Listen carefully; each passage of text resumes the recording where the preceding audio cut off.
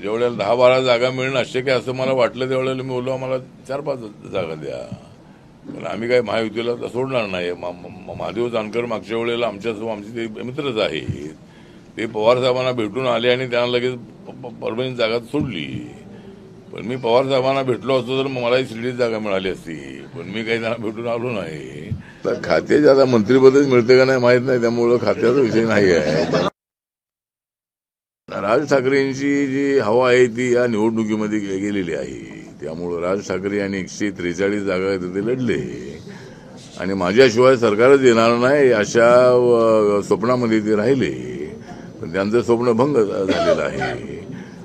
तशा राज ठाकरेंच्या सभा मोठ्या होतात, पण लोक ऐकायला येतात आणि निघून जातात. ते काय मतं देण्यासाठी त्यांच्यासोबत राहत नाही आहेत आणि त्यांनी प्रयत्न असा केलेला आहे. पण राज ठाकरे महायुती देतील असं मला वाटत नाही आहे.